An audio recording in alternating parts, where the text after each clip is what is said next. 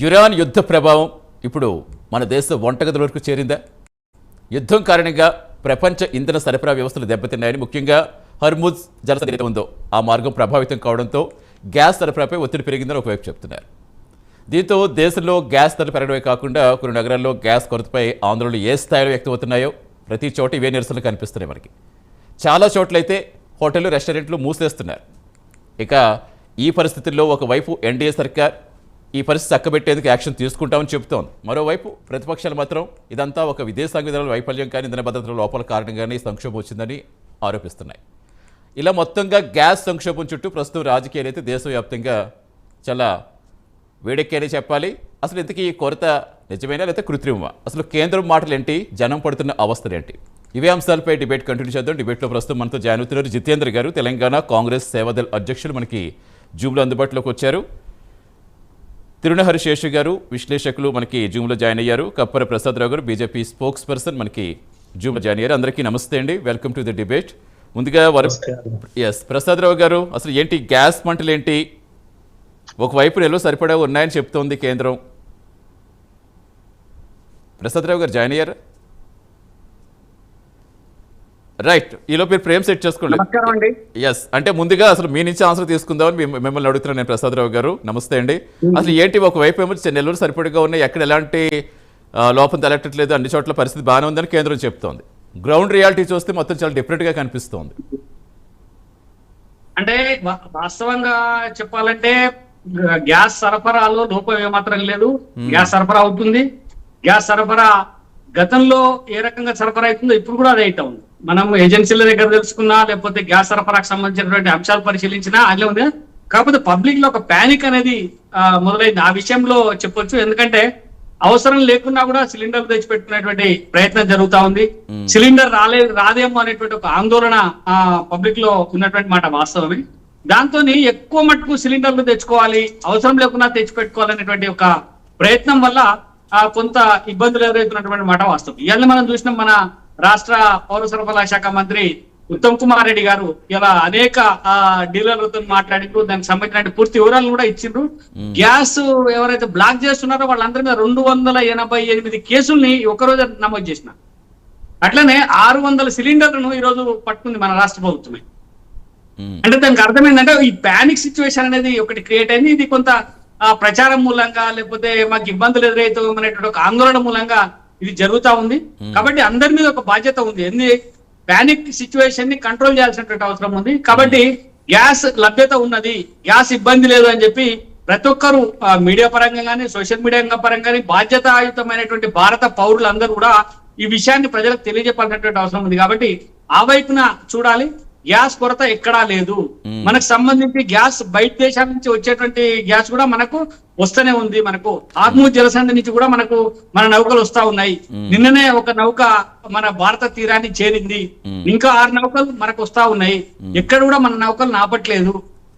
కాబట్టి ఈ panic situation తప్ప పరిస్థితి సానుకూలంగానే ఉన్నది అనేటువంటి విషయాన్ని ప్రజలు గమనించాలా. అంటే ప్యానిక్ కాదు ఇక్కడ ప్రసాదరావు గారు, ప్యానిక్ అని మీరు చెప్తారు, ప్యానిక్ సిచ్యువేషన్ అని. కానీ మీకు నిజంగా రియాలిటీలో ఏం కనిపిస్తుంది? ఇప్పుడు దేశం ఎప్పుడు ఒక హైదరాబాద్కు లేదా ఒక తెలంగాణకు కాదు కదా, దేశవ్యాప్తంగా ఇప్పుడు ఇష్యూ నడుస్తోంది.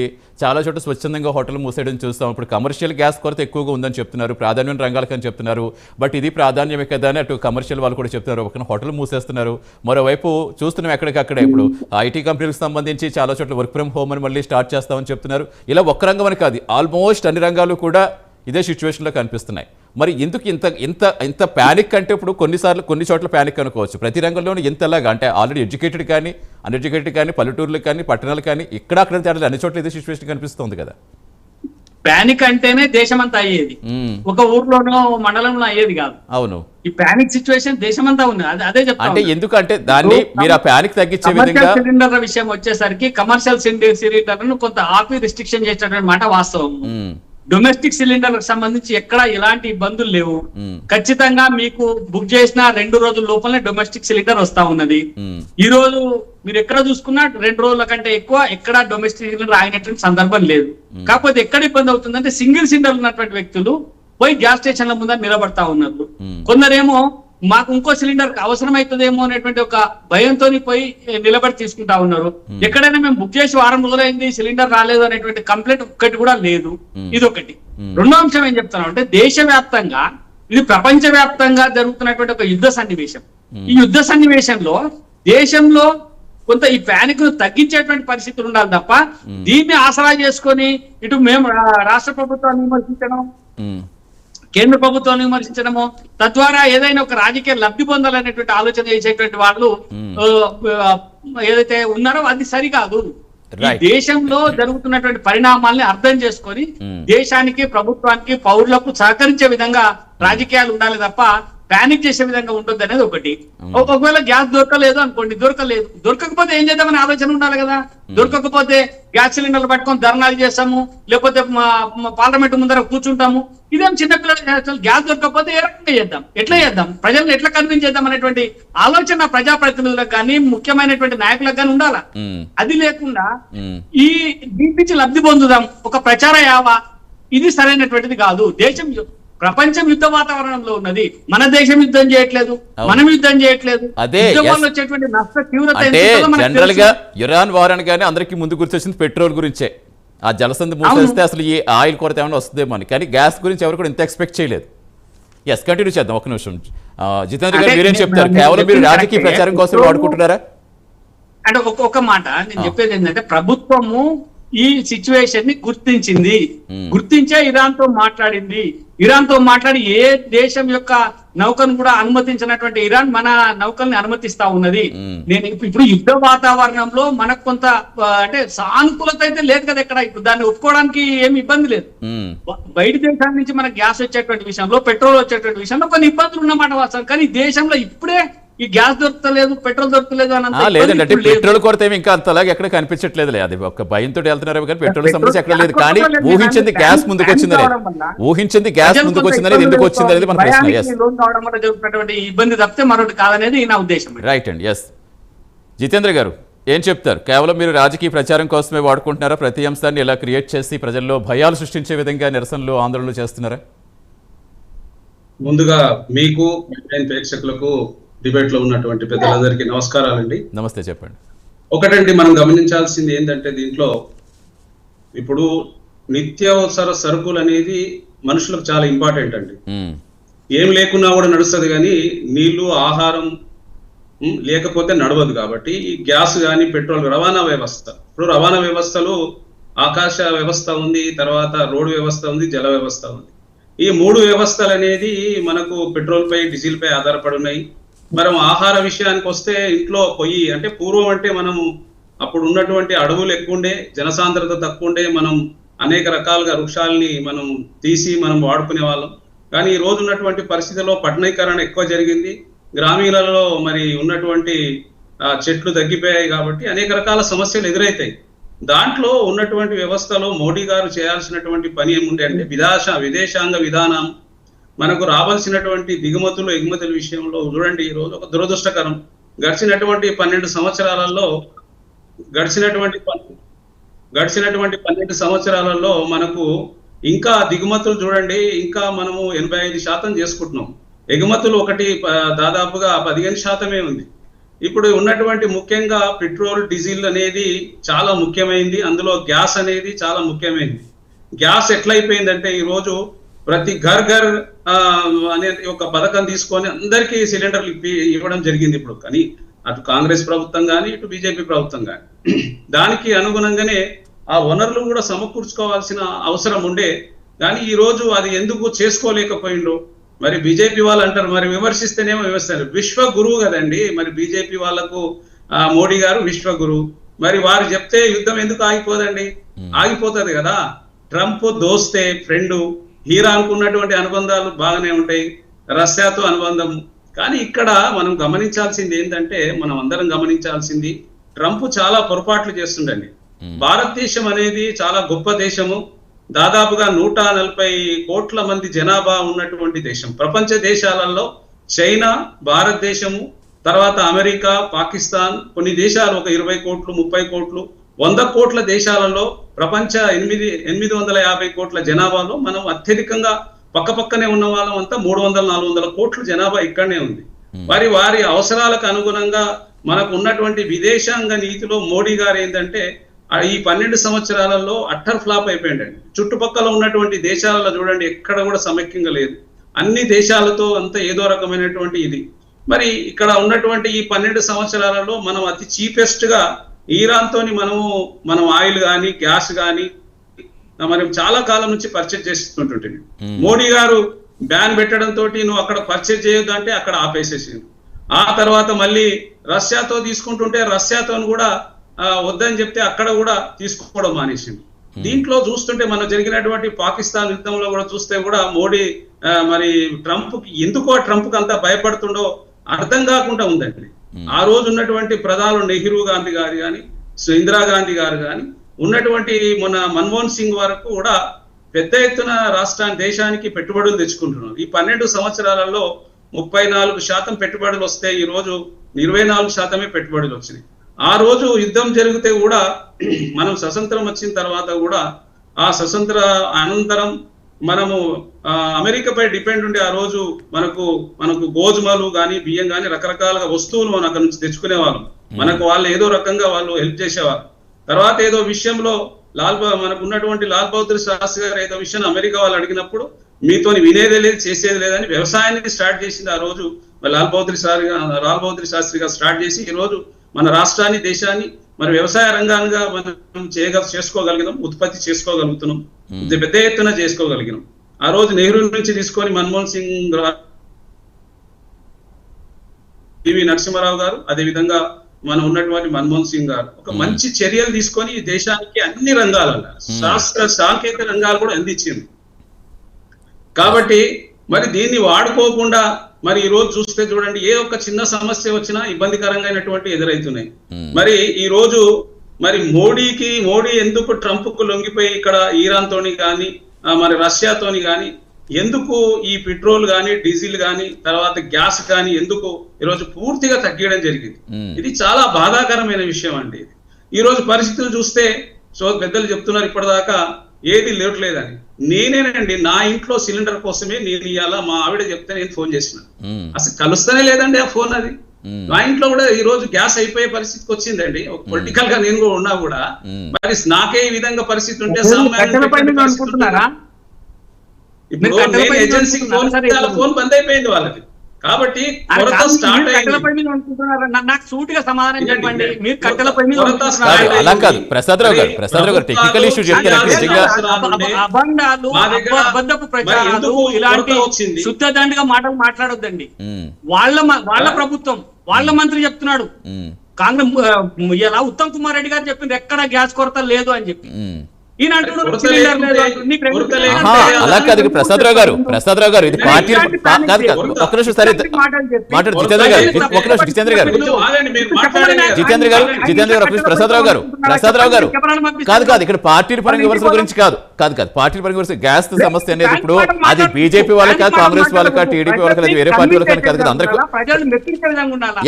అదే కాదు ఒక్క నిమిషం కాదు ప్రసాద్ రావు గారు మాట్లాడు కరెక్టే ప్రసాద్ రావు గారు ఒక్క నిమిషం కాదు ఒక్క నిమిషం లేదు ఇక్కడ జితేంద్ర గారు అన్నారని కాదు చాలా మందికి వస్తున్న సమస్య అండి ఇది. ఎందుకంటే బుకింగ్ కోసం మొన్నటి వరకు ఒక్క నిమిషం మళ్ళీ కాదు ప్రసాద్ రావు గారు ఒక్క నిమిషం వినండి. అలా కాదు ప్రసాద్ రావు గారు సమస్య కాదు, ఇది అందరము మాట్లాడి పరిష్కారం అది కరెక్ట్ అదే చెప్తుంటా. ఇదేదో పార్టీ పరంగా విమర్శలు కాదు. ప్యానిక్ చేసి నేను లీడర్ ను నాకే దొరకలేదని చెప్తే సామాన్యుడు ఏమంటారండి భయపడ అదే అలా దాని గురించి అంటలే ఇక్కడ లేదు నాకే దొరకలేదు. ప్రసాద్ రావు గారు మాట్లాడుతుంటారు ఒక్క నిమిషం వినండి. అసలు చెప్పింది కాదు ప్రసాద్ రావు గారు పైదాకా కింద గ్రామస్థాయి కార్యకర్త నుంచి రాహుల్ గాంధీ దాకా ఇవే అబద్ధపు మాటలు, ఇవే అబద్ధపు చేష్టలు, ప్రజలను ప్యానిక్ చేయడం, దేశాన్ని దరిద్రం. ఒక్క నిమిషం ప్రసాద్ రావు గారు ఈ విమర్శల గురించి కాదు మీరే చెప్పారు కదా కాదు మీరే చెప్పారు కదా ఈ ప్యానిక్ తగ్గించే విధంగా లేదు అనే ఏ యాక్షన్ తీసుకుని మీరు చెప్పారు కానీ ఒక్క నిమిషం అలాగే జితేంద్ర గారు ఇక్కడ చెప్పింది టెక్నికల్ ప్రాబ్లం వచ్చిందా ఏంటనేది దాని గురించి మాట్లాడితే తప్పలేదని నేను అనుకుంటున్నాను. ఎందుకంటే ఇది ఆయనకు ఒక ఆయనకి కాదు. ఇప్పటికీ ఖాళీ లేవు, పూర్తిగా ఉంది, గ్యాస్ కొరత లేదని చెప్పి వాళ్ళ మంత్రి గారు చెప్తున్నారు. అదే చెప్తుంటా గ్యాస్ కొరత లేదని కాదండి కాదు ఒక్క నిమిషం మొన్నటి వరకు బుక్ చేసిన మన్నాడు వచ్చేసి అలాగే వచ్చింది. గత 2 రోజులుగా ఒక వారం రోజులు కొన్నిసార్లు చెప్తున్నారు, కొన్ని చోట్ల పనిచేయడం రకరకాల ఇష్యూస్ వస్తున్నాయి కామన్ గా. అలా కాదు ఇది బీజేపీకో కాంగ్రెస్కి వేరే చెందినది కాదు, ప్రతి ఇంటికి చెందిన సమస్య కాబట్టి చెప్తున్న టెక్నికల్గా కొన్ని ఇష్యూస్ వస్తున్న మాట అయితే వాస్తవం చాలా మంది బయట కూడా చెప్పుకుంటున్నారు. నేను రావట్లేదు, నేను కూడా చెప్పట్లేదు కదా. అదే దేశము ఒక క్లిష్ట పరిస్థితులలో ఉన్నప్పుడు ప్రపంచం అంతా కూడా ఇబ్బంది పడుతున్నప్పుడు మాట్లాడదాం. శేషు గారు వాయిస్ తీసుకుందాం ఒక్క నిమిషం మళ్ళీ. జరుగుతుంది దాన్ని చిలోలు పలువలు చేసి రాజకీయం అంటగట్టి మోడీ ఉండడం వల్ల అయితే లేదు, విశ్వగురువు కాబట్టి ఏం చేస్తున్నాడు, ఆయన యుద్ధాన్ని ఆపలేదు, ఈ మాటలన్నీ మాట్లాడి దేశంలో మోడీ అంటే వ్యతిరేకత. శేషు గారు మీకేమనిపిస్తుంది? పార్టీల పరంగా విమర్శలు పక్కన పెడితే మళ్ళీ పొయ్యిల మీద అంటే చాలా ఈ జనరేషన్ తెలియదు, ఇంచుమించుగా ఆల్మోస్ట్ తెలియదు జనరేషన్ కి. బట్ మహానగరాల్లో మళ్ళీ పొయ్యిల మీద వండుకునే పరిస్థితి ఎక్కడో కాదు, ఇప్పుడు మనం హైదరాబాద్ లో చూస్తాం. మీరే చెప్పుకుంటారు కదా విశ్వగురు అని. ఒక్క నిమిషం మళ్ళీ మొత్తం ప్రపంచానికి పెద్దనలాగా మాట్లాడుతున్నాడు కదా, మరి ఈ రోజు యుద్ధాన్ని పార్టీ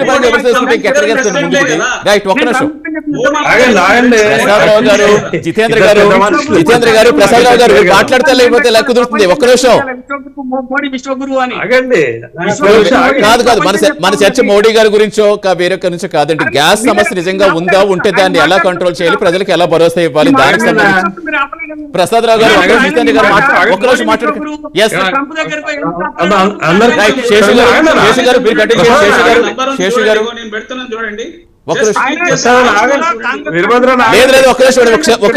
మీరు అలా మాట్లాడితే ఇంకా మనకి ఎలా వెళ్తుంది? ఒక్క నిమిషం ఇద్దరు ప్లీజ్, ఒక్క నిమిషం ఆగండి. శేషు గారు ఇలాంటి పరిస్థితులు ఒక్క నిమిషం జితేంద్ర గారు ఒక్క నిమిషం ప్లీజ్. శేషు గారు ఈ పొయ్యిల మీద వండుకోవడం, కట్టెల మీద వండుకోవడం అనేది ఎప్పుడో చూస్తాం, ఈ మధ్యకాలం జనరేషన్ తెలియదు కానీ ఇప్పుడు మహానగరం మన హైదరాబాద్లో చూస్తున్నాం. నిజంగా ఇలాంటి పరిస్థితి వస్తుందని మనం ఊహించామా ఏంటి? అసలు దీనికి కారణం ఏంటి? మీ అబ్జర్వేషన్ ఏంటి? అందరికీ నమస్కారం. ఇప్పుడు ఒక ప్రైమరీ ప్రిన్సిపల్ ఉందండి. ప్రైమరీ ప్రిన్సిపల్ ఏంటంటే ఈ గ్లోబలైజేషన్ సినారియోలో ప్రపంచంలో ఏ మూలన చీమ చిటుక్కుమన్నా అది మొత్తం ప్రపంచం పైన ప్రభావం పడుతుంది. ఇప్పుడు ప్రపంచంలో యుద్ధం జరుగుతుంది ఒక పక్క, ఆ యుద్ధము ప్రపంచం పైన ప్రభావం ఉంటుంది, ప్రపంచంలో అన్ని దేశాలపై కూడా ప్రభావం ఉంటుంది. కాకపోతే ఎక్కువ తక్కువ అనేది మాత్రమే ఉంటుంది. బట్ భారతదేశం కూడా దానికి అతీతం కాదు. భారతదేశంపై కూడా ఇప్పుడు జరుగుతున్నటువంటి యుద్ధ ప్రభావం పడుతుంది. మనం గత ఎక్స్పీరియన్సెస్ చూద్దాం. ఒకటి, ఉక్రెయిన్ రష్యా యుద్ధం ప్రారంభమైనప్పుడు భారతదేశంలో మీరు అబ్జర్వ్ చేసే ఉంటారు, ఈ వంట నూనెల ధరలు ఒక్కసారే బూస్టప్ అయినాయి. ఎందుకైనాయి? మనం ఉక్రెయిన్ నుండి వంట నూనెలు దిగుమతి చేసుకుంటాము, అక్కడ ఇబ్బంది వచ్చింది కాబట్టి ఆ ప్రభావం భారతదేశం కూడా మోయాల్సి వచ్చింది. అది గ్లోబలైజేషన్ ప్రభావం. ఇది పాయింట్ 1. పాయింట్ నెంబర్ 2 మీరు చూడండి, 1991లో గల్ఫ్ వార్ మొదలైంది. అది ఇరాక్ కువైట్ని ఆక్రమించినటువంటి సందర్భంలో అప్పుడు భారతదేశంలో కూడా పెట్రోలియం కొరత ఏర్పడింది, పెట్రోలియం ధరలు విపరీతంగా పెరిగిపోయింది. అంటే అక్కడ వార్ జరిగితే మన పైన ప్రభావం పడింది. ఎందుకంటే మనం డిపెండెన్సీ ఉన్నాం, ఈ ప్రోడక్ట్స్ పైన మనం డిపెండెన్సీ ఉన్నాం, ఇండిపెండెన్సీ లేవు, సెల్ఫ్ సస్టైనబిలిటీ లేదు, కాబట్టి ఆ ప్రభావం పడింది. ఇప్పుడు కూడా ఏంటి అని అంటే అప్పుడు ఇజ్రాయెల్, అమెరికా, ఇరాన్ మధ్యన జరుగుతున్నటువంటి యుద్ధ ప్రభావము ప్రపంచం పైన ఉంది, భారతదేశం పైన కూడా ఉంది. ముఖ్యంగా ఈ గ్యాస్ పైన మొట్టమొదటి ప్రభావం పడింది. బట్ ఇది గ్యాస్ తో ఆగుతుందా? ఆగితే పర్వాలేదు. ఒకవేళ ఆగకుండా యుద్ధం ఇలానే ఎక్స్టెండ్ అయితే that extend the effect that extend to the petroleum, diesel and పప్పు దినుసులకు వెళుతుంది. తర్వాత ఇంకా నిత్యావసర వస్తువులైనటువంటి వాటికి కూడా వెళ్ళేటటువంటి ప్రభావం ఉంది. ఇప్పటికిప్పుడు జరుగుతున్న ప్రభావం ఏంటి అంటే గ్యాస్ పైన తీవ్రమైనటువంటి ప్రభావం పడింది. ఎందుకు పడింది అంటే భారతదేశము 62% గ్యాస్ ని మనం ఇతర దేశాల నుంచే దిగుమతి చేసుకుంటాం. మన దగ్గర ప్రొడక్షన్ 30% మాత్రమే. ఆ 62% కూడా ఎక్కడి నుంచి వస్తుంది? 90% హార్మోజ్ జలసంధి ద్వారా వచ్చేటటువంటి ఇంపోర్టే. తర్వాత మనకి మేజర్ ఈ గ్యాస్ ని సప్లై చేసేటటువంటి వాళ్ళు ఎవరు? ఖతార్ చేస్తుంది, తర్వాత సౌదీ అరేబియా చేస్తుంది. సౌదీ అరేబియా నుండి మనం 85 to 90% దిగుమతి చేసుకుంటాం. ఇప్పుడు సమస్య ఎక్కడొచ్చింది అని అంటే యుద్ధం కొనసాగుతున్నప్పుడు ఇరాన్ కి తన పరిమితులు తెలుసు, యుద్ధాన్ని ఎట్లా కంటిన్యూ చేయాలో తెలుసు కాబట్టి వాళ్ళు ఏం చేశారు? హార్మోజ్ జలసంధిని మూసివేశారు. ఈ హార్మోజ్ జలసంధిని మూసివేయటం వల్ల మనకు వచ్చేటటువంటి ఆయిల్, పెట్రోలియం, గ్యాస్ లాంటివన్నీ ఆగిపోయినాయి. ఒక 2 రోజుల క్రితం భారతదేశానికి కూడా ప్రత్యేక అనుమతి ఇచ్చారు. అంతకుముందు చైనాకు అనుమతి ఇచ్చారు. వాళ్ళ నౌకలను వెళ్ళటానికి వాళ్ళు పర్మిషన్ ఇచ్చారు, స్వేచ్ఛనిచ్చారు, పర్వాలేదు. కానీ మనకి యుద్ధం ప్రారంభమవుతున్నప్పుడు మన దగ్గర ఉన్న రిజర్వ్స్ 25 రోజులకు మాత్రమే సరిపోయేటటువంటి గ్యాస్ రిజర్వ్స్ ఉన్నాయి. ఇప్పటికే యుద్ధం మొదలై 14 రోజులు అవుతుంది. 14 రోజుల తర్వాత 3-4 రోజుల తర్వాత వాళ్ళు హార్ముజ్ జలసంధిని మూసివేశారు. మూసివేసిన తర్వాత మనకు వచ్చేటటువంటి దగ్గర 1000 నౌకలను ఆపేశారు. వాళ్ళు 1000 నౌకలను ఆపేసి ఒక్క రోజు క్రితమే భారతదేశానికి సంబంధించినటువంటి నౌకలను కూడా విడుదల చేస్తే సహజంగా మన దగ్గర ఏర్పడింది ఏంటి అని అంటే గ్యాస్ కొరత ఏర్పడింది.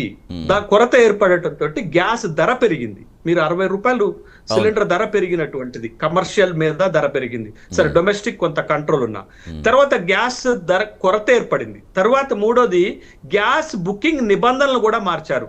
గతంలో 15 రోజులుండే, యుద్ధం మొదలైన తర్వాత 21 రోజుకి, 25 రోజులకి, ఇప్పుడు గ్రామీణ ప్రాంతాల్లో అయితే 45 రోజులకు పెంచారు. అంటే ఈ కొరతని అధిగమించేటటువంటి ఒక రెగ్యులేటరీ వ్యవస్థని దేశంలో చేస్తున్నారనేది వాస్తవం. ఎందుకంటే ఇది ప్రపంచం మీద పడింది, మన మీద పడింది. మీకు ఒక చిన్న ఎగ్జాంపుల్ చెప్తానండి.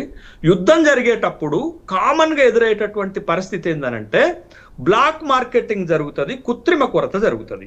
బట్ అది కూడా ఇప్పుడు ఇండియాలో ఈ కొరతతో పాటు యుద్ధ ప్రభావంతో పాటు యుద్ధ సహజ లక్షణం ఏంటి అని అంటే అది ఆర్టిఫిషియల్ స్కేర్సిటీని క్రియేట్ చేస్తారు, బ్లాక్ మార్కెట్ క్రియేట్ చేస్తారు. దాంతో కూడా కొంత ఇబ్బందికరమైనటువంటి పరిస్థితులు భారతదేశంలో ఎదురైనటువంటి సంఘటన ఉంది.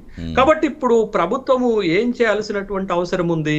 ఈ యుద్ధ సమయాల్లో ఏం చేస్తారంటే బఫర్ స్టాక్స్ రిలీజ్ చేస్తారండి. ఎప్పుడైనా యుద్ధం మొదలైతే ప్రథమంగా నిత్యావసర వస్తువుల ధరలు విపరీతంగా పెరుగుతాయి. కాబట్టి వాటిని కంట్రోల్ చేయడానికి, బ్లాక్ మార్కెట్ ని కంట్రోల్ చేయడానికి, కృత్రిమ కొరతను కంట్రోల్ చేయడానికి గవర్నమెంట్స్ చేసే సహజ ప్రక్రియ ఏంటంటే బఫర్ స్టాక్స్ ని రిలీజ్ చేస్తాయి. ఇప్పుడు అందుకే ప్రపంచవ్యాప్తంగా గ్యాస్ కొరత ఎప్పుడైతే ఏర్పడుతుందో అప్పుడు అంతర్జాతీయ ఇంధన సంస్థ కూడా 40 కోట్ల బ్యారెల్ల అత్యవసర నిల్వలను విడుదల చేసింది. అయినప్పటికీ కూడా ప్రపంచంతో పాటు భారతదేశంలో కూడా గ్యాస్ కొరత మొదలైంది, గ్యాస్ ఇక్కట్లు మొదలయ్యాయి. బట్ ఈ ప్రభావం ఎక్కడి నుంచి ప్రారంభమవుతుంది? మొట్టమొదట గృహ వినియోగదారుల పైన పడుతుంది. ఎందుకంటే దరిదాపు భారతదేశంలో ఉజ్వల యోజన పథకం పెట్టిన తర్వాత సామాన్య ప్రజలు కూడా గ్యాస్ వినియోగం వాడుతున్నటువంటి సందర్భంలో ఇవాళ గృహ వినియోగదారుల పైన ప్రభావం పడుతుంది. తర్వాత ఇమ్మీడియట్ ఎఫెక్ట్ రెస్టారెంట్లు, హోటల్స్ పైన పడుతుంది. తర్వాత ఇమ్మీడియట్ ఎఫెక్ట్ ఆటోమొబైల్స్, ట్రాన్స్పోర్ట్ పైన పడుతుంది. కాబట్టి ఇవన్నీ రంగాలు ప్రభావితం అవుతాయి. కాబట్టి దేశం ఏం చేస్తుంది అని అంటే కాస్త రేషనింగ్ పెట్టేటటువంటి కార్యక్రమం, ఈ కొరతని కంట్రోల్ చేసేటటువంటి కార్యక్రమం మొదలుపెట్టింది. దాంట్లో భాగంగానే ఈ గ్యాస్ బుకింగ్ లిమిటేషన్స్ ని పెంచుకుంటూ వచ్చారు. బట్ ఒక సంతోషకరమైనటువంటి విషయం ఏంటి అని అంటే ఈ ప్రభావము ఇంకా కొనసాగకపోవచ్చు. ఎందుకనంటే హార్ముజ్ జలసంధి ద్వారా భారతదేశానికి సంబంధించినటువంటి నౌకలను విడుదల చేస్తున్నారు కాబట్టి కొంత మనము ఆ సమస్య నుంచి బయటపడేటటువంటి అవకాశం ఉంది. కానీ యుద్ధం ఇట్లనే ఇంకా కొనసాగితే అది ఖచ్చితంగా భారతదేశ ఆర్థిక వ్యవస్థ పైన, ప్రపంచ ఆర్థిక వ్యవస్థ పైన ప్రభావం పడుతుంది. గ్యాస్ కొరతే కాదు, మిగతా ఇంపార్టెంట్ ప్రోడక్ట్స్ ఏవైతే మనం ఆ గల్ఫ్ కంట్రీస్ నుంచి ఇంపోర్ట్ చేసుకుంటున్నామో వాటన్నిటిపై కూడా ప్రభావం పడేటటువంటి అవకాశం ఉంది. కాబట్టి బట్ ఆ ప్రభావాన్ని ముందు ఊహించే భారత ప్రభుత్వము లేకపోతే దేశ ప్రభుత్వము, రాష్ట్రాలు కూడా జాగ్రత్తలు తీసుకోకపోతే ప్రజలకు ఈ రకమైనటువంటి ఇబ్బందులు వస్తాయి. బట్ ఇప్పటికే గ్యాస్ సమస్య మొదలైంది. బట్ దాన్ని కంట్రోల్ చేసేటటువంటి కార్యక్రమాలు చేస్తున్న క్రమంలోనే కమర్షియల్ గా ఇవాళ మనం ఒప్పుకోకపోయిన సమస్య ఉంది. బట్ గృహ వినియోగదారులకు కొంత వెసులుబాటు వచ్చేటటువంటి కొనసాగితే ఈ పరిస్థితి ఇంకా తీవ్రమవుతుంది. ఇది ఒకటి. రెండోది మనం గమనించాల్సినటువంటి ఇంకో అంశం ఏంటంటే ఒక సౌదీ అరేబియా కాదు, ఇవాళ ఇరాక్ ఒక స్మార్ట్ గేమ్ ఆడుతుంది, ఒక వ్యూహాత్మకమైనటువంటి వార్ ని వాళ్ళు కొనసాగిస్తున్నారు. అదేంటి అని అంటే గల్ఫ్ కంట్రీస్ లో ఉన్నటువంటి ఈ ఆయిల్ వెల్స్ పైన, గల్ఫ్ కంట్రీస్ లో ఉన్నటువంటి రీఫైనరీస్ పైన దాడి చేస్తుంది. ఖతార్ లో ప్రపంచంలోనే అతిపెద్ద గ్యాస్ ఒక రిఫైనరీ ఉంది, ఎల్ఎన్జి ఉన్నది, లిక్విఫైడ్ న్యాచురల్ గ్యాస్, దానిపై కూడా ఒక వారం రోజుల క్రితం దాడి చేసింది. వాళ్ళు ఏం చేశారు, ప్రొడక్షన్ ఆపేశారు. వాళ్ళు ప్రొడక్షన్ ఆపేయటం వల్ల ప్రపంచానికి ఎగుమతి అయ్యేటటువంటి అవకాశాలు తగ్గిపోయాయి. కాబట్టి మనకి చాలా ఇబ్బందికరమైనటువంటి పరిస్థితులు ఏర్పడుతున్నాయి. అందుకని ఖచ్చితంగా యుద్ధం కొనసాగినంత కాలం మనం ఈ సమస్యను ఎదుర్కోవాల్సిందే. బట్ దీనికి దిద్దుబాటు చర్యలు కూడా ప్రభుత్వం ముందు ఆప్షన్స్ ఉన్నాయి. ప్రభుత్వం మరింత కఠినంగా వ్యవహరించకపోతే, మరింత జాగ్రత్తగా వ్యవహరించకపోతే ఖచ్చితంగా ఇది ఒక సమస్య అవుతుంది. ఈ సమస్య పెట్రోలియం కి, డీజిల్ కి, పప్పు దినుసులకి, ఒక చైన్ లింక్ కాబట్టి మొత్తం డిస్టర్బ్ అయ్యే అవకాశం ఉంది. ఒక చైన్ లింక్ కాబట్టి మొత్తం డిస్టర్బ్ అయ్యే అవకాశం ఉంది. సార్, కంటిన్యూ చేద్దాం. ప్రసాదరావు గారు, అంటే ప్రధానంగా ఇక్కడ అంతర్జాతీయ పరిస్థితులతోటి ఈ పరిస్థితులు వచ్చాయి, ఇది అందరూ ఒప్పుకున్న అంశమే. అంటే ఎక్కువ దిగుమతుల మీద మనం ఆధారపడుతున్నాం కాబట్టి ఈ సిచ్యువేషన్స్ అంటే ఇప్పుడు దేశ ఇంధన భద్రతకి ఇది ఒక ప్రమాదంగా మారే అవకాశం ఉందా? కంటిన్యూ చేద్దాం ప్రసాదరావు గారు. షార్ట్ బ్రేక్ తీసుకొస్తాను. ప్రైమ్ డిబేట్లో షార్ట్ బ్రేక్ తీసుకుందాం. Stay with us. Welcome back to prime debate. Prasadarao గారు, ఇప్పుడు ఇందాక శేషు గారు చెప్పినట్టుగా ఎక్కువ శాతం మనం ఖతార్, సౌదీ అరేబియా నుంచి గ్యాస్ సంబంధించి చూసుకుంటున్నాం. భారతదేశం ప్రారంభం నుంచి ఇప్పటి వరకు పెట్రోల్, డీజిల్ కోసం అంటే శేష్ గారు చెప్పిన దాంతో పూర్తిగా 100% ఏకీభవిస్తుంది. మనలేమి దాపరికం లేదు, లేకపోతే మనకేం సమస్య లేదు అని చెప్పట్లేదు. సమస్యను ఎట్లా పరిష్కారం చేసుకోవాలనే దానిపైన భారతదేశంలో ఉన్న ప్రజలందరూ ఆలోచించుకోవాల్సినటువంటి అవసరంలో ఆ సందర్భంలో దీన్ని రాజకీయం చేయకూడదని మాత్రమే చెప్తాము. ఇలా కమర్షియల్ సంబంధించి ఇప్పుడు శేష్ గారు చెప్పిండ్రు, ఒక మనం ఏదైతే కొన్ని రిస్ట్రిక్షన్స్ చేయాల్సినటువంటి అవసరం ఉందో దాంట్లో భాగంగా కమర్షియల్ గ్యాస్ సిలిండర్స్ విషయంలో కొంత రిస్ట్రిక్షన్ పెట్టిండ్రు. ఈ లోకల్ విషయానికి వచ్చేసరికి గతంలో చూసి చూడనట్టుగా వదిలేసినటువంటి సందర్భాలు, ఏది కమర్షియల్ కూడా డొమెస్టిక్ వాడినా కూడా పెద్దగా పట్టించుకున్నటువంటి సందర్భాలు, కొన్ని చిన్న చిన్న హోటల్లో సంబంధించిన వాళ్ళు ఈ డొమెస్టిక్ సిలిండర్స్ వాడినా ఎవరూ పెద్దగా పట్టించుకోలేదు. కానీ ఇప్పుడు సమస్య ఉంది కాబట్టి ఏం చేసింది రాష్ట్ర ప్రభుత్వం కూడా, నేను రాష్ట్ర ప్రభుత్వాన్ని కూడా అభినందిస్తా ఉన్నా, ఉత్తమ్ కుమార్ రెడ్డి గారిని కూడా అభినందిస్తా ఉన్నా.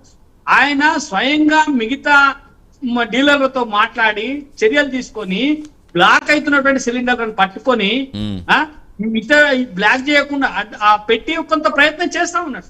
అంటే రాష్ట్ర ప్రభుత్వాలు, కేంద్ర ప్రభుత్వం కలిసి చేస్తేనే సమస్య పరిష్కారం అవుతుంది.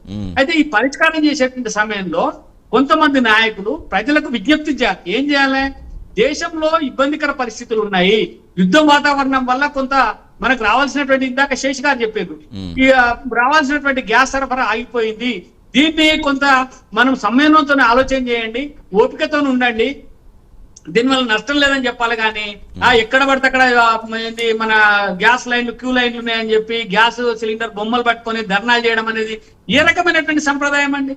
ఏమైనా దేశం యుద్ధాన్ని కోరుకుంటుందా, లేకపోతే ఈ దేశ ప్రజలు యుద్ధాన్ని కోరుకుంటుండ్రా? ఈ యుద్ధం ఏమన్నా మనం చేస్తున్నదా? బయట దేశాలు యుద్ధం చేసుకుంటా ఉంటే ఆ ప్రభావం మన మీద పడతా ఉన్నది. దానికి మనం ప్రజల్ని సంయమనంతో ఉండమని చెప్పాలి. కానీ ప్రజల్ని రెచ్చగొట్టి ఇవాళ ఏమైంది, గ్యాస్ దొరుకుతలేదు అని చెప్తే జనం అందరు పోయి గ్యాస్ స్టేషన్ల ముందర లేకపోతే ఎల్పిజి డీలర్ల దగ్గర నిలబడతా ఉన్నారు కదా, సిఎన్జి డీలర్ వాళ్ళ దగ్గర నిలబడతా ఉన్నారు కదా.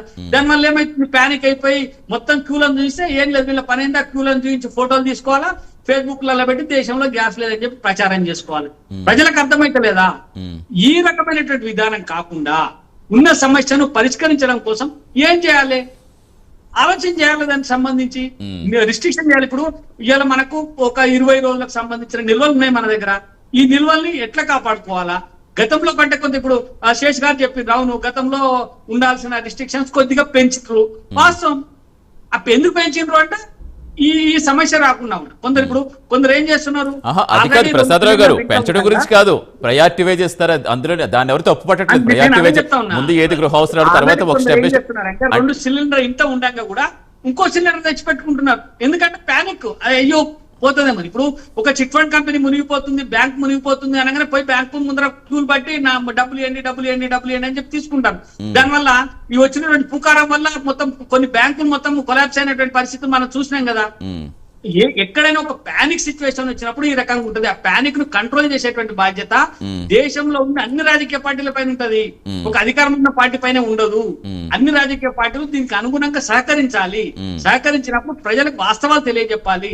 తెలియజెప్పినప్పుడు పానిక్ సిచ్యువేషన్ పోతుంది తప్ప దీని మీద అడ్డం పెట్టుకొని కేంద్ర ప్రభుత్వాన్ని బదనాం చేయాలా, లేకపోతే ప్రజల ఈ లేనిపోని అపోహలు కల్పించాలనేటువంటి కార్యక్రమాలు ఏవైతే ఉన్నాయో అది సరికాదు అని చెప్తా ఉన్నా. ఇవాళ శేష్ గారు చెప్పిండ్రు ఒక ఇంటలెక్చువల్ గా దేశంలో ఏం జరుగుతుంది, ప్రపంచంలో ఏం జరుగుతుంది, ఎవరి మీద ఏం ప్రభావం ఉంటుంది చాలా బ్రహ్మాండంగా చెప్పిండ్రు వారు మా పార్టీ కంటే మాకు సంబంధించిన ఐడియాలజీతో కూడా వారు ఉండరు. కానీ ఒక సిచ్యువేషన్ వచ్చినప్పుడు ఎట్లా ఎదుర్కోవాలి ఇట్లాంటి అంశం ఇప్పుడు వారు ఏం కేంద్రాన్ని మెచ్చుకోలే కదా, ఏ గ్యాస్ లేదు అనే మాట అవాస్తవం అని వారు కూడా చెప్పిండ్రు. ఎస్, కానీ ఆయన చెప్పిన తీరు ఎట్లా ఉంది, రాహుల్ గాంధీ మాట్లాడుతున్నటువంటి తీరు ఎలా ఉంది? ఇలా శేష్ గారి కంటే గొప్పగా రాహుల్ గాంధీ గారు మాట్లాడరు. శేష్ ఏం ప్రభావం ఉన్నది, ఏ రకంగా ఉన్నది, ఎట్లా సిచ్యువేషన్ ఉన్నది, దాన్ని ఎట్లా ఎదుర్కోవాలనేటువంటి అంశం చెప్పిండ్రు వారు. అట్లాంటి మేధావులు చెప్పేటువంటి మాటలు కూడా వినకుండా ఈ ఒకవైపు రెచ్చగొట్టి గ్యాస్ మాగలేదని ఇందాక బ్రదర్ చెప్పిండు. ఇట్లాంటి మాటలు చెప్తే ఏమైతే పెద్ద సార్ ఆయన దగ్గరనే గ్యాస్ లేదు మళ్ళీ అక్కడికే వస్తుంది. ప్రసాదరావు గారు గ్యాస్ లేదని చెప్పలే, బుక్ చేస్తుంటే వెంటనే అది అక్కడ స్ట్రక్ అయిపోయిందని చెప్తుంది, అది కలవట్లేదని చెప్తున్నారు. అలా అది టెక్నికల్ ఇష్యూ అని ఒప్పుకోవచ్చు కదండి, అది మిమ్మల్ని అంటలేదు కదా, అదేమన్నా బీజేపీ వాళ్ళకి సంబంధించింది కాదు కదండి. అలాంటివి వద్దు, మళ్ళీ అవి విమర్శలకు దావిస్తాయి. అలా కాదు, అలాగే ప్రసాదరావు గారు చెప్తే బాగుంటుందని బ్రదర్ అనాలని కాదు. చెప్పేది ఏంటంటే ఇది రాజకీయ పరంగా కాదు కదా నేను అంటున్నా. దేశం గురించే, దేశంలో ప్రజానికం బాగుండాలి, దేశం బాగుండాలి, దేశానికి సంబంధించిన ప్రజలకు ఇబ్బందులు కలగకుండా ఉండాలన్నది. కానీ ఈ పరిస్థితులలో దీన్ని రాజకీయం చేయొద్దు అనేది నా ఉద్దేశం. డెఫినెట్ గా ఎందుకంటే ఇప్పుడు ఇంతలా దిగుమతుల మీద ఆధారపడడం కూడా ఇప్పుడు ముప్పు వచ్చింది అనేది ఇప్పుడు మనం గ్రహించాలా. అది దానికి ప్రత్యామ్నాయంగా ఎలా తీసుకుంటే దానికి ఇంకొక మాట చిన్న, దీనికి ప్రత్యామ్నాయంగానే మనము పెట్రోల్ ఆయిల్ వీటి మీద ఆధారపడి ఉండొద్దు అని చెప్పి దేశాన్ని పటిష్టం చేయాలనే ఉద్దేశంతోనే ఈ మధ్యన మనం అన్ని ఎలక్ట్రికల్ బస్సులు, సిఎన్జి, తర్వాత ఈ మన బ్యాటరీ వెహికల్స్, ఈవీ వెహికల్స్ వీటన్నిటిని ఎక్కువ ప్రచారంలో పెడతా ఉంది కేంద్ర ప్రభుత్వం. ఇంకా కొద్ది సంవత్సరాల తర్వాత మన గ్యాస్ తో అవసరం ఉండేటువంటి పరిస్థితి తెచ్చే విధంగా ప్రయత్నం చేస్తా ఉన్నది. అది పెరిగితే ఎందుకంటే ఇప్పుడు కొద్దిగా కాస్ట్ ఎక్కువ ఉంది కాబట్టి మిగతా వాళ్ళు వాటిని కొనడానికి, అంటే మిడిల్ క్లాస్ వాళ్ళు కొనడానికి కొంత ఇబ్బందులు పడతా ఉండొచ్చు. కొద్ది రోజుల్లో వాటి ధరలు కూడా తగ్గేటువంటి అవకాశం ఉంటది. తద్వారా ఇప్పటికే మనకు కొంత సోలార్ తో గానీ లేకపోతే ఈ విద్యుత్ తో గానీ నడిచేటువంటి వాహనాలు, దానికి సంబంధించిన పంప్ సెట్లు ఇట్లాంటి అన్ని కూడా వచ్చినాయి. రాబోయేటువంటి రోజుల్లో మనం ఇంకా ఈ గ్యాస్, పెట్రోల్ వీటి మీద ఆధారపడకుండా ఆత్మ నిర్భర్ భారత్ చేయాలనే ఉద్దేశంతో ప్రభుత్వం పనిచేస్తా ఉంది. గమనించాలని చెప్పి నేను పెద్దల్ని కోరుతా ఉన్నాను. జితేంద్ర గారు, ఇలాంటి రాజకీయ సంక్షోభాల సమయంలో రాజకీయాలు చేయకుండా కేంద్రాలు, రాష్ట్రాలు సహకరించుకుని సమస్య పరిష్కారం దిశగా వెళ్ళాలి అంటున్నారు. మీరు సహకరించట్లేదా? మీ వాయిస్ మ్యూట్ లో ఉంది జితేంద్ర గారు.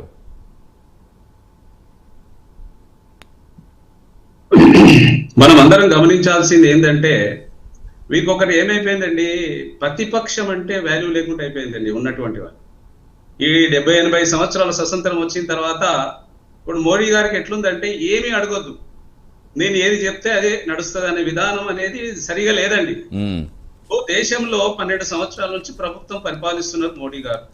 మోడీ గారికి ఏంటంటే ఇప్పటికీ కూడా మనం 2014 వరకు అనేక రకాలుగా దేశాన్ని అభివృద్ధి చేసే విషయంలో పునాదులు వేసిందండి కాంగ్రెస్ పార్టీ ప్రభుత్వము. నాడు నెహ్రూ నుంచి మొదలు పెడితే పివి నరసింహారావు, మళ్ళీ అదే విధంగా మన్మోహన్ సింగ్ వరకు అనేక రకాలుగా దేశ అభివృద్ధి కోసము, అవసరాల కోసం అనేక రకాలుగా ఈ పెద్దలంతా పనిచేసిందండి. మరి ఈ రోజు చూస్తే ఈ 12 సంవత్సరాలలో 85% మనం ఇంకా దిగుబడి చేసుకుంటా ఉంటుంటే ఎట్లా పరిష్కారం అయితే చెప్పండి? సమయం వచ్చినప్పుడు, ఆపద వచ్చినప్పుడు మనము అది కోఆపరేట్ చేయాలి, అది చేయాలి, ఇది చేయాలంటే ఎన్ని రోజులు చేయగలుగుతాము, ఎన్ని రోజులు చెప్పగలుగుతాం? ఈ రోజు ఇప్పుడు రాహుల్ గాంధీ గారు ఉన్నారు, దాదాపుగా ఇప్పుడు 200 పైచిలకు మాకు ఉన్నటువంటి దాంట్లో మరియు మనకు ఎంపీలు ఉన్నారు, ఎలక్షన్ అయ్యింది. ఇప్పుడు ఆ తర్వాత ఆయన ప్రతిపక్ష నాయకుడుగా ఏది అడగకూడదు, ఏది మాట్లాడకూడదు అంటే ఇది అన్యాయం అండి. ఇది ఈ విధంగా మాట్లాడితే ఎట్లా అండి? మోడీ గారు మరి చేయాల్సింది ఏంటంటే ప్రపంచ దేశాలల్లో ఇప్పుడు ఈ రోజు పెద్ద దేశం అయిపోయింది, చైనా కంటే మించిపోయినటువంటి జనాభా అనేది పెరిగిపోయింది కాబట్టి దానికి అనుగుణంగానే మౌలిక సదుపాయాల విషయంలో ప్రత్యేకమైనటువంటి శ్రద్ధ తీసుకోవాల్సిన అవసరం ఉండే. ఈ రోజు గ్యాస్, పెట్రోలు, డీజిల్ అత్యధికంగా మనం దిగుమతి చేసుకుంటున్నామండి. మన దగ్గర ఉన్నటువంటి వనరుల కోసం ప్రయత్నాలు జరిగినటువంటి ఈ 12 సంవత్సరాలలో ఎంతవరకు జరిగినాయి, ఏమైనా లెక్కలు ఉన్నాయా? ఈ రోజు చూడండి, దిగుమతి చేసుకున్నా ఉంటే ఆ రోజు యూపీఏ ప్రభుత్వంలో మరి పెట్రోల్ అనేది పెట్రోల్ 51 రూపాయలు ఉండే, డీజిల్ 40 రూపాయలు ఉండే. మరి అదే తర్వాత రాను ఇప్పటికి చూస్తే ఎంత అయింది? ఈ రోజు 100 రూపాయలకు వచ్చింది, డీజిల్ 90 రూపాయలకు వచ్చింది. ఎల్పిజి గ్యాస్ 414 రూపాయలు ఉంటే ఈ రోజు 900 రూపాయలకు అయిపోయింది. ఇది అత్యధికంగా మన దగ్గర వనరులు ఉన్నటువంటి భారతదేశం అంది. మన దగ్గర ఎందుకు లేవండి వనరులు? దాన్ని తీయాల్సిన అవసరాలుండే, చేయాల్సిన అవసరాలుండే. ఆ రోజు మరి దాదాపుగా ఈ 70-60 సంవత్సరాలలో అన్ని రంగాలు, ఇస్రో కూడా మేమే ఇచ్చాం కదండి, ఈ టీవీలు కూడా మేమే ఇచ్చాం కదండి, ఫోన్లు మేమే ఇచ్చాం కదండి, శాస్త్ర సాంకేతిక రంగాలు అన్ని ఇచ్చినాం. అన్ని ఇచ్చిన తర్వాత గడిచినటువంటి 12 సంవత్సరాలలో మేము దిగుమతి సుఖాలు, మరి దిగుమతి విషయాలలో మరి ఆయన శ్రద్ధ తీసుకోవాల్సిన అవసరాలు ఉండే. మరి దిగుమతి చూడు ఇప్పటికీ కూడా మనం చూస్తూ ఉంటే మరి ఒక్కటే గ్యాస్, డీజిల్ దీనికోసమే కాదండి. ఈ రోజు మొన్న జరిగినటువంటి ట్రంప్ తో చూడండి ఎంత ఒప్పందాలు చేసుకున్నాడు. 5 సంవత్సరాలలో 500,000 కోట్ల రూపాయల 45 లక్షల కోట్ల ట్రంప్ తో ఒప్పందాలు చేసుకున్నారు. అందులో చూడండి 80 లక్షల ఎకరాలలో ఎర్రజొన్నల వారి జొన్నల్ని మనం పండిస్తున్నాం. అదే తర్వాత ఆదిలాబాద్ లో 40 లక్షల మంది సోయాబీన్ పండిస్తున్నారు. డాలర్ తో పోర్టు చూడండి 90 రూపీస్ పడిపోయింది. తర్వాత ఈ రోజు మరి ఆ రోజు ఉన్నటువంటి యూపీఏ ప్రభుత్వం పెట్టుబడులు తీసుకుంటే 34% వస్తాయి, ఈ రోజు 24% వస్తుంది. దేశం ఎక్కడికి వెళ్తుంది అనేది కూడా మరి రాహుల్ గాంధీ గారు ఏమి మాట్లాడొద్దు, మేము కూడా ఏమి మాట్లాడొద్దు. ఎస్ అంటే ఎస్ అనాలి, నో అంటే నో అనడానికి మేమన్నా కేసీఆర్ లో అండి. ఈ దేశానికి స్వతంత్రం తెచ్చినటువంటి దేశం ఇది. దేశానికి ఉన్నటువంటి మా ఉన్నటువంటి నాయకులు, ఈ దేశానికి ఇందిరాగాంధీ గారు బలైపోయారు, రాజీవ్ గాంధీ గారు బలైపోయి ముక్కలైపోయారు. అంటే ఏంటి అంటే కాదు, మీరు చెప్పేది ఏంటి? ఇప్పుడు విదేశాంగ విధానంలో ఏమైనా లోపాలు కనిపిస్తున్నాయా మీకు? ఏమండి, విదేశాంగ విధానాల్లో ఏమన్నా వచ్చిన లోపాలతోటి ఈ సమస్య వచ్చింది అనుకుంటున్నారా? అంటే ఇది ఎవరు ఊహించింది అయితే కాదు కదా. కాదు, ఈ గ్యాస్ సమస్య ఇప్పుడు ఇవన్నీ కూడా ఎవరు ఎక్స్పెక్ట్ చేయలేదు, ఎవరు కూడా. ఇది ఇప్పుడు మనకు దాదాపుగా 12 దేశాల నుంచి మనం దిగుమతి చేసుకుంటుంటామండి పెట్రోల్, డీజిల్ ఇదంతా. ఈ రోజు ఎన్ని దేశాల నుంచి చేసుకుంటుండండి? ఇప్పుడు అతి తక్కువ రేటుకు మనకు రష్యా ఇస్తుండండి.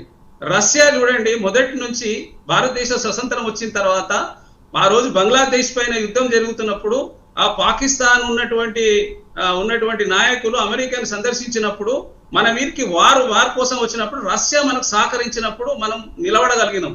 ఈ రోజు రష్యాతోని ఆ మోడీ చెప్పడంతో ఉన్నటువంటి ఒప్పందాలు రద్దు చేసుకున్నాడు. ఇరాన్ తోటి మనకెందుకండి? ఇప్పుడు ఇరాన్ లో ట్రంప్ కు వాళ్ళకు ఉన్నటువంటి సంబంధాలతోటి ఇరాన్ తో ఆయిల్ కొనొద్దు, గ్యాస్ కొనొద్దు అని చెప్తే ఎందుకు కొనకూడదండి? మనకు అమెరికాకి ఏం సంబంధం అండి? ఎందుకు కొనకూడదు? అదే విధంగా చూస్తే మరి రష్యాతో కూడా ఆ విధంగానే ట్రంప్ నువ్వు ఆయనతో కొనొద్దంటే కొనడం మానేసేసిండ్రు.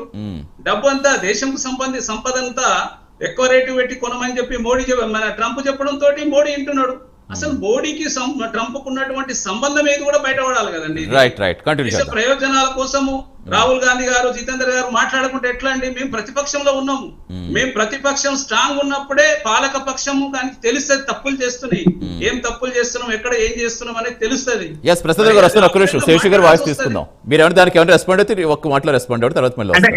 మీరు రాహుల్ గాంధీ గారు మాట్లాడితే వద్దంటున్నాం అని చెప్తే రాహుల్ గాంధీ గారు మాట్లాడుతుంటే వద్దనట్లేదండి. రాహుల్ గాంధీ గారు అసందర్భమైనటువంటి మాటలు మాట్లాడుతున్నట్టు వద్దంటున్నాం. రాహుల్ గాంధీ గారు ఇప్పుడు మీరు చెప్పినటువంటి అంశాలను చాలా బ్రహ్మాండంగా చెప్పారు. వాటి మీద ఎప్పుడైనా పార్లమెంట్ లో మాట్లాడలేదు, మీరు గమనించండి. రాహుల్ గాంధీ గారు పార్లమెంట్ లో అయ్యేలా గ్యాస్ ధరలు ఇబ్బందిగా ఉంటే, గ్యాస్ ఇబ్బందిగా ఉంటే మిత్రులు బాగా మాట్లాడారు.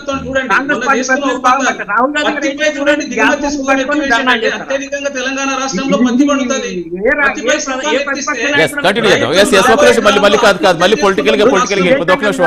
మాట్లాడమనండి. ఎవరొద్దు అంటున్నారు? ఇలాగే చెప్పిండు ఆయిల్ కొనుగోలు ఎట్లా వచ్చింది మాట్లాడమనండి. ఒక్క ప్రశ్న కూడా రాహుల్ గాంధీ గారు ఇప్పుడు మిత్రులు మాట్లాడిన అంశాలలో ఒక్క ప్రశ్న కూడా వారు పార్లమెంట్ లో మాట్లాడలేదు. ఉండడం కదండి సమయం ఇస్తే. ఇప్పుడు కాంగ్రెస్ పార్టీకి ఇచ్చిన సమయం ఉంటది, కాంగ్రెస్ పార్టీ ఇచ్చిన సమయంలో రాహుల్ గాంధీ మాట్లాడాలి. కానీ వారు మాట్లాడకుండా పారిపోయి పార్లమెంట్ నుంచి కాంగ్రెస్ శేషు గారు, ఇప్పుడు విదేశాంగ విధానంలో లోపాల వల్ల పరిస్థితి ప్రతిపక్షాలు అంటే దాని గురించి మాట్లాడుకుందాం. అంతకంటే ముందు అసలు జనరల్ గా ఇప్పుడు మీరు ఇందాక చెప్తూ ఉక్రెయిన్ వారి గురించి మాట్లాడుకుంటే ఆయిల్ రేట్లు పెరిగాయి అన్నారు. బట్ 5 ఏళ్ళ నుంచి జరుగుతున్నా ఎంత ఎఫెక్ట్ ఎప్పుడు కనిపించలేదు.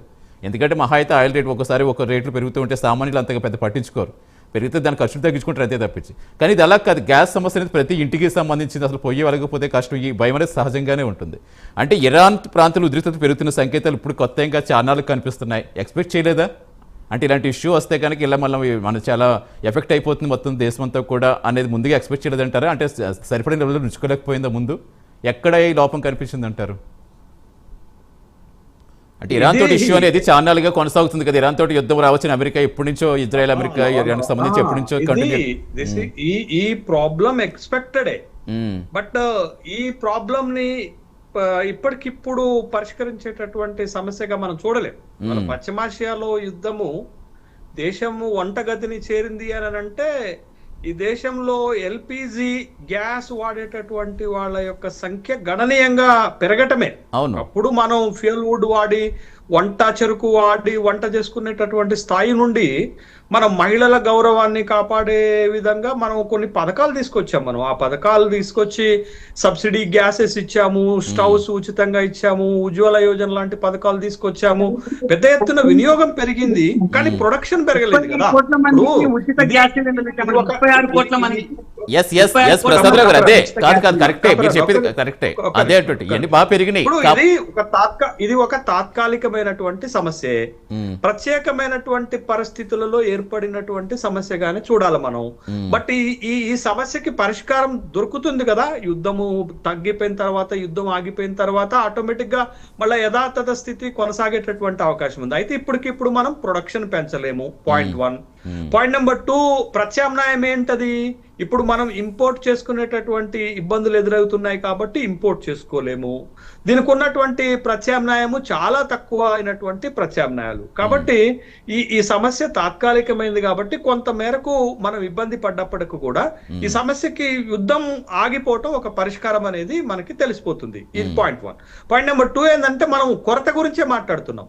కొరత ఉంది, ఈ కొరత వల్ల డొమెస్టిక్ హౌస్ హోల్డ్స్ ఇబ్బంది పడుతున్నారు, తర్వాత వ్యాపార రంగం కూడా ఇబ్బంది పడుతుంది అనేటటువంటి అంశం మీదే మనం మాట్లాడుతున్నాం. బట్ కొరతతో పాటు దీని ధర కూడా బాగా పెరుగుతుందండి. ఎట్లా ధర బాగా పెరుగుతుందంటే, మీకు యుద్ధం ఇలాగే కొనసాగితే ఇప్పటికే మనకి 2 రకాలైనటువంటి హెచ్చరికలు కనపడ్డాయి.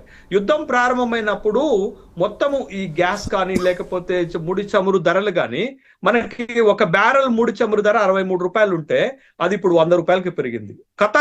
ఖతార్ ఇటీవల ఒక హెచ్చరిక చేసింది, మీరు యుద్ధం ఇట్లా గనక కొనసాగితే ఇది ఒక బ్యారెల్ చమురు ధర $150 పెరుగుతుంది అని అన్నారు. 2 రోజుల క్రితం ఇరాన్ కూడా ఇంకొక హెచ్చరిక చేసింది, యుద్ధం ఇలాగే కంటిన్యూ అయితే ఒక బ్యారెల్ ముడి చమురు ధర $200 పెరిగినా ఆశ్చర్యం లేదు అని చెప్పింది. బట్ ఆ స్థాయిలో పెరిగితే, అంటే 63 రూపాయల నుంచి మనం $63 నుంచి $200 పెరిగితే ఎక్కడ ఇంపాక్ట్ పడుతుందండి? మన ఇంపోర్ట్ బిల్లు. అంటే మనం ఎక్కువగా దీని ఇంపోర్ట్ మీద ఆధారపడుతున్నాం కదా, 62% ఇంపోర్ట్ మీదనే మనం ఆధారపడుతున్నప్పుడు మన ఇంపోర్ట్ బిల్లు పెద్ద ఎత్తున రైజ్ అవుతుంది, మన ఇంపోర్ట్ బిల్లు పెద్ద ఎత్తున పెరుగుతుంది. ఇంపోర్ట్ బిల్లు పెరుగుతుంది అని అంటే మనం ఇతర దేశాలకు చెల్లించేటటువంటి చెల్లింపులు పెరుగుతున్నాయంటే అది ఖచ్చితంగా negative effect on the balance of payments, balance of trade. మనకు అది ప్రపంచ వాణిజ్యం పైన పడుతుంది, భారతదేశం ఇతర దేశాలతో చేసేటటువంటి వాణిజ్యం పైన పెరుగుతుంది. మనకి ఇంకొక విషయం గమనించాలి మనం, మనకి ఇటీవల కాలంలో మీకు గల్ఫ్ కంట్రీస్ పైన మన డిపెండెన్సీ పెరిగింది బాగా. ఎందుకు పెరిగింది అనడానికి మీకు చిన్న ఎగ్జాంపుల్ చెప్తాను. మనం ఎప్పుడైతే అమెరికా తోటి ట్రేడ్ డీల్ చేసుకోవటంలో వైఫల్యం చెందామో, అది కుదరలేదో, మనం ఇమీడియట్ గా యునైటెడ్ అరబిక్ ఎమిరేట్స్ తోటి ఒక పెద్ద డీల్ చేసుకున్నాం. మనం యూకేతో ఎలా చేసుకున్నామో, తర్వాత యూరోపియన్ యూనియన్ తో ఎలా చేసుకున్నామో, అంతకంటే మంచి డీలు ఖతార్తో చేసుకున్నాం, అంతకంటే మంచి డీల్ యునైటెడ్ అరబిక్ ఎమిరేట్స్ తో చేసుకున్నాం, అంతకంటే మంచి డీల్ ఒమన్ తో చేసుకున్నాం, అంతకంటే మంచి డీల్ సౌదీ అరేబియాతో చేసుకున్నాం. బట్ ఇవన్నీ సక్సెస్ఫుల్ గా గనక మనం చేసుకోగలిగితే భవిష్యత్తులో మీరు చూడండి, ఇప్పుడు వరల్డ్ లో ఇండియాకి largest trade partner America, second highest trade partner మనకి యూరోపియన్ యూనియన్ ఉంటే, థర్డ్ హైయెస్ట్ ట్రేడ్ పార్ట్నర్ మనకి అరబిక్ ఎమిరేట్సే ఉన్నాయి, యునైటెడ్ అరబిక్ ఎమిరేట్స్ ఉన్నాయి. అంటే మన డిపెండెన్సీ ఈ గల్ఫ్ కంట్రీస్ లో ఎక్కువగా ఉండటము, ముఖ్యంగా ఈ క్రూడ్ ఆయిల్, ఎల్పిజి గ్యాస్ లాంటివి ఇంపోర్ట్ చేసుకోవటం వల్ల ఇప్పుడు ఈ సమస్య అక్కడ వచ్చింది. కాబట్టి ఈ సమస్య మనకి ఇప్పుడు తీవ్రంగా కనపడుతుంది. But it's a temporary phenomena, but will overcome after some time. మీకు వార్ ఎప్పుడైతే ఆగిపోతుందో ఈ సమస్యకు కూడా ఆటోమేటిక్ ఒక పరిష్కారం దొరుకుతుంది. బట్ ఇప్పటికిప్పుడు దీనికి ప్రత్యామ్నాయాలు కనిపెట్టడమో, ఇప్పటికిప్పుడు దీని సమస్య పరిష్కరించడమో సాధ్యమయ్యేటటువంటి పని కాదు. ఎందుకనంటే ఈ గ్యాస్ ప్రొడక్షన్ ఇండియాలో పెంచాలంటే ఎంత టైం తీసుకుంటుందండి. బట్ 79 ఏళ్ల స్వతంత్ర భారతంలో మనం 30% ప్రొడక్షన్ కి వచ్చామంటే మనం నిక్షేపాలు ఉన్నాయి, కానీ వాటిని తీసుకునేటటువంటి టెక్నాలజీని మనం ఉపయోగించుకోవటంలో, దాన్ని తీయటంలో కొద్దిగా ప్రోగ్రెస్ కనపడుతుంది తప్ప, బట్ మనం డిపెండెన్సీ కంట్రీ కాబట్టి ఆ విధమైనటువంటి ప్రభావం ఉంటుంది. ఖచ్చితంగా అది దేశ ఎకానమీ పైన ఉంటుంది, ఇంటర్నేషనల్ ట్రేడ్ పైన ఉంటుంది.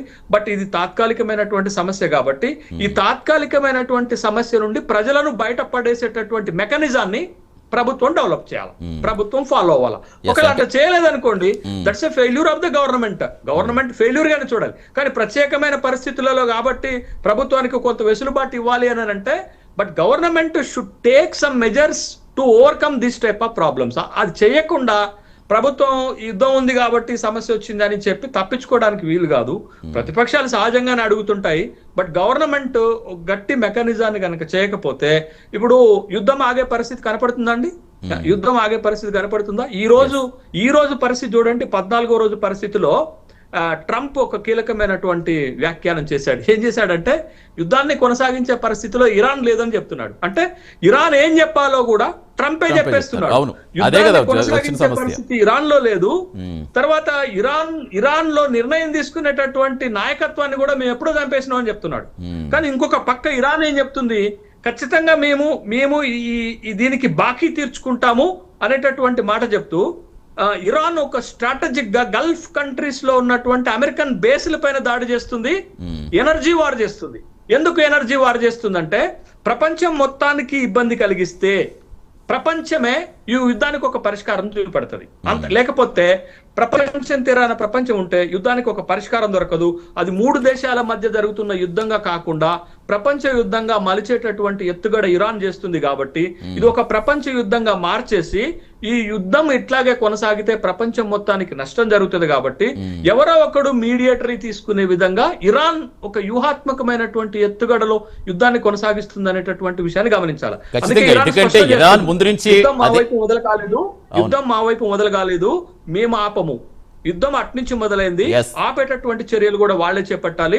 బట్ యుద్ధం ఆపటానికి మేము 3 ప్రతిపాదనలు చేస్తున్నామని ఇరాన్ ప్రెసిడెంట్ పెజెస్కియాన్ ఒక 3 ప్రతిపాదనలు తీసుకొచ్చాడు. ఆ 3 ప్రతిపాదనలకి ట్రంప్ ఒప్పుకుంటాడా? ట్రంప్ ఇప్పుడున్నటువంటి పరిస్థితులు ఒప్పుకుంటాడా? కాబట్టి యుద్ధం మరి కొంతకాలం కొనసాగే అవకాశం కనపడుతుంది. అట్లా కొనసాగితే మీకు వెపన్ డ్యామేజ్ కంటే ఎకనామిక్ డ్యామేజ్ ఎక్కువ అవుతుంది. ఎకనామిక్ డ్యామేజ్ ఎంత ఎక్కువ అయితే ప్రపంచానికి అంత ఎక్కువ నష్టం జరుగుతుంది. దాంట్లో మనం కూడా అతీతులం కాదు, ఆ నష్టాన్ని మనం కూడా భరించాల్సినటువంటి అవసరం ఏర్పడుతుంది. అందుకనే చెప్తా ఇప్పుడు రష్యా ఉక్రెయిన్ వార్ స్టార్ట్ అయ్యి 5 years అవుతున్నా ఇండియాకి కొద్దిగా ఎక్కువ నష్టం జరుగుతుంది. అదే మీరు అన్నట్టుగా చాలా స్ట్రాటజికల్గా వెళ్తుంది. మనకి ఇక్కడ అర్థమవుతుంది, ఎందుకంటే యుద్ధం మీరు స్టార్ట్ చేశారు, ముగింపు మేము చెప్తాం, కానీ మీరు ఎవరు చెప్పడానికి ఇరాన్ స్టార్టింగ్ నుంచి అదే పాయింట్ మీద ఉంది. నిన్న కూడా రీసెంట్ గా ముస్తఫా కూడా సేమ్ అది చెప్పారు కదా, జలసంధి మూసేస్తేనే శత్రు దేశాలపై ఒత్తిడి పెరుగుతుంది కాబట్టి అది తెలిసే అసలు ప్రసక్తి లేదని చెప్తున్నారు. చాలా కాన్ఫిడెంట్ గా చెప్తున్నారు వాళ్ళు. సార్ వాళ్ళు రెండు స్ట్రాటజీస్ సార్. ఒకటి హార్మోజ్ జలసంధిని మూసివేయటం ద్వారా ప్రపంచ వ్యాప్తంగా ఈ పెట్రోలియం ప్రోడక్ట్ ఎల్పిజి గ్యాస్ కొరతని సృష్టించారు. రెండోది గల్ఫ్ కంట్రీస్ పైన దాడి చేయటం ద్వారా ఇంకా మరింత తీవ్రతను పెంచారు వాళ్ళు. మూడోది ఒక వ్యూహాత్మకమైన యుద్ధం చేస్తూ ప్రపంచం మొత్తాన్ని లాగారు. ఇది ఒక సేఫ్ గార్డ్ అన్నట్టు ఇరాన్ కి. ఇరాన్ ఒంటరిగా ఇజ్రాయెల్ ని అమెరికాని గెలవగలుగుతుందని ఎవరన్నా అనగలుగుతారా? మనం నమ్మగలుగుతామా? మనకు ఆలోచన వస్తుందా? రాదు. కాబట్టి ఇరాన్ ఒక స్ట్రాటజిక్ గేమ్ ఆడుతుంది.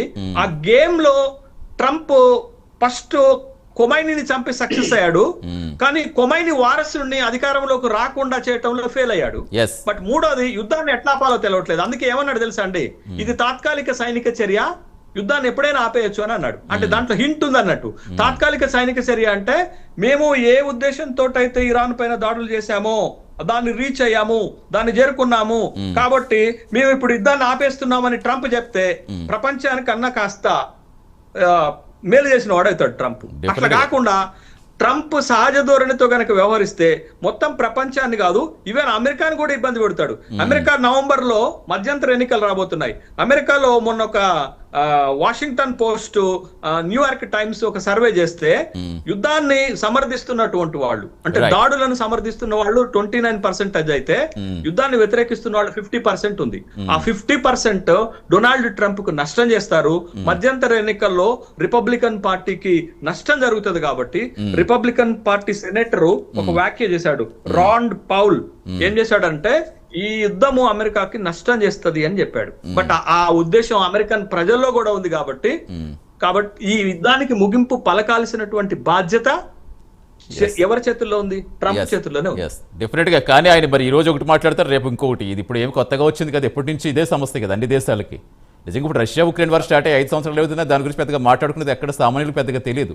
బట్ ఇది యుద్ధం స్టార్ట్ అయిన రోజు నుంచి ఎక్కడో మారుమూల పల్లెలో ఉన్న వ్యక్తికి కూడా అక్కడ ఏం జరుగుతుంది, అక్కడ దాని ప్రభావం ఎలా కనిపిస్తుందో ప్రతి ఒక్కరు చర్చించుకునే సందర్భం ప్రపంచవ్యాప్తంగా వచ్చిందంటే వాళ్ళు ఎంత వ్యూహాత్మకంగా వెళ్తున్నారు ఇరాన్ వాళ్ళు తెలుస్తుంది. ఎస్, ఫైనల్ గా ప్రసాద్ రావు గారు, సో మొత్తానికి ప్రజలకు ఎలాంటి భరోసా ఇవ్వబోతున్నారు ఫైనల్ గా? ఎస్, ప్రజలకి ఏం భరోసా ఇస్తున్నారని అడుగుతున్నా.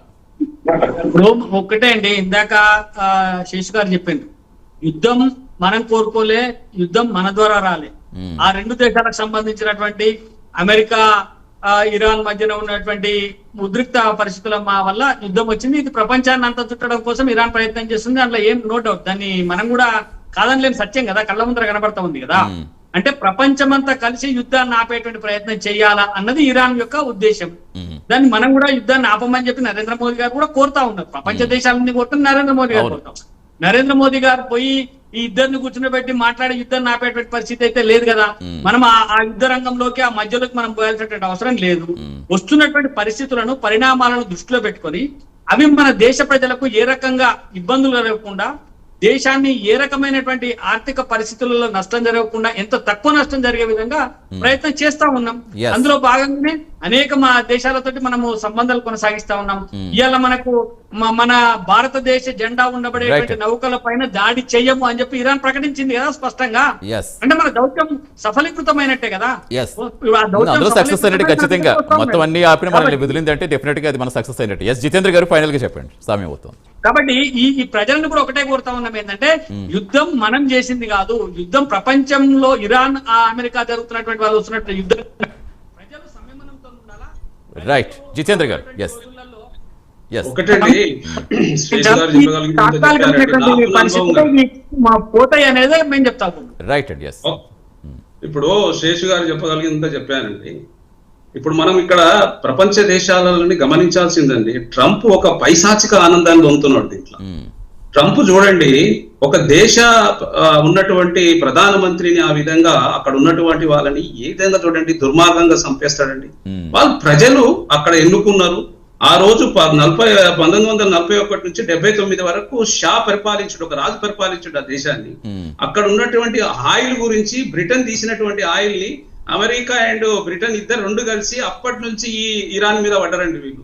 అప్పటి నుంచి ఇదంతా ఆ దేశంలో వాళ్ళు మరి హిజ్బుల్లా గాని, మరి హమాస్ గాని, తర్వాత యూతూస్ గాని, మరి మన ఈ ఉన్నటువంటి ముస్లిం బ్రదర్స్ గాని, వాళ్ళు మొదటి నుంచి ఏం చేశారు, ఈ అమెరికా బ్రిటన్ వల్ల వాళ్ళు ఒక ఉగ్రవాద దేశం కిందికి, మత ఛాదస్తం కింది దేశం కింది దాన్ని తయారు చేసి పెట్టేసేసి ప్రపంచ దేశాలకు అన్నిటికీ రుద్దడం మొదలైపోయింది. నాకు తెలిసి అంత ఈజీగా ఈ యుద్ధం ఆగదు. ఎందుకంటే అక్కడ తండ్రి కొడుకు చెప్తున్నాడు, ఇలా పేపర్లు చూడండి, మేము రక్తంతో చేస్తాం అన్నట్టుగా. ట్రంప్ అనుకున్నాడు ఇది తొందరగానే ముగిసిపోతుంది, నేను ఏదో చేస్తా అనుకున్నాడు. కానీ ఈ రోజు ఆ ట్రంప్ చేసినటువంటి తప్పుని ఇది ప్రపంచ దేశాలకు అన్నిటికీ అయితట్టు ఉన్నది. రాబోయే కాలంలో ఈ విధంగానే భారతదేశ ప్రధాని ఎంతసేపు విదేశాల మీద ఆధారపడి మన దగ్గర ఉన్న వనరులు, ఇప్పుడు శేషి గారు చెప్పినట్టుగా మన దగ్గర ఉన్నటువంటి వనరులు వాడుకోకపోతే మన దేశంలో మరి సమస్యలు పెద్ద ఎత్తున వస్తాయి. రాబోయే కాలంలో పెట్రోల్, డీజిల్ మాత్రం కంపల్సరీ వస్తాయి. దీనికి అనుగుణంగా మాత్రం మనం పెద్ద ఎత్తున స్టెప్స్ తీసుకోవాల్సి వస్తుంది. శేషు గారు సమయం తక్కువ ఉంది. రైట్ జితేంద్ర గారు. శేషు గారు సమయం తక్కువ ఉంది అంటే భవిష్యత్తులో ఇలాంటి సిచ్యువేషన్స్ వస్తే ఫేస్ చేసే విధంగా ఈ ఇంధన భద్రత కోసం కావచ్చు, అసలు ఏ దీర్ఘకాలిక యాక్షన్ ప్లాన్ తీసుకుంటే కొంచెం మన ఇండియా సేఫ్ సైడ్ ఉంటుంది అనుకోవచ్చు. ఇప్పుడు ఇండియాకి ఉన్న సమస్య ఇప్పుడు గ్యాస్ ఒకటి, పెట్రోలియం ఒకటి, డీజిల్ సమస్య ఖచ్చితంగా తలెత్తుతుంది.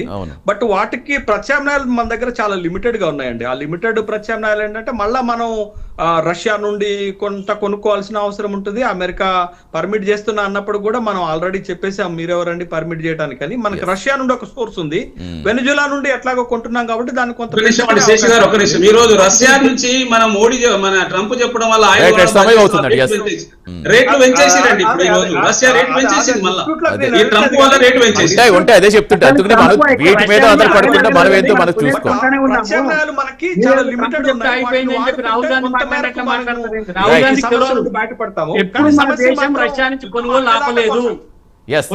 డెఫినెట్ గా మనం ఒకటి యుద్ధం కోరుకోలేదు. యుద్ధం అప్పుడు మన చర్చలు జరిగి యుద్ధం ఆగిపోయి కోరుకుంటున్నాం తప్పించి మరి తగ్గించేసారు కాబట్టి ఈ ప్రాబ్లం వస్తుంది. మనకైతే ఈ గ్యాస్ పంటలు చల్లాలని కోరుకుందాం. ముందు ఈ రాజకీయ విమర్శల కంటే కూడా ఈ గ్యాస్ పరిస్థితులు కానీ వీటి నుంచి ప్రజలు ప్యానిక్ అవ్వకుండా కొంచెం వాళ్ళకి భరోసా కల్పించేది కేంద్ర యాక్షన్ ప్లాన్స్ కానీ, అట్ ద సేమ్ టైం భవిష్యత్తులో మళ్ళీ మనకి రిపీట్ కాకుండా ముందుగానే మేలుకుంటే అందరూ కూడా చాలా ప్రశాంతంగా ఉంటుందని మనం కూడా ఎక్స్పెక్ట్ చేస్తారు. Thank you so much Jitendra గారు, శేషు గారు, ప్రసాద్ రావు గారు. Thank you so much. Thanks for joining in debate అండి. ఇది వాళ్ళ prime debate. Keep watching Prime 9 News. నిజం ఇదే మా ఇష్టం.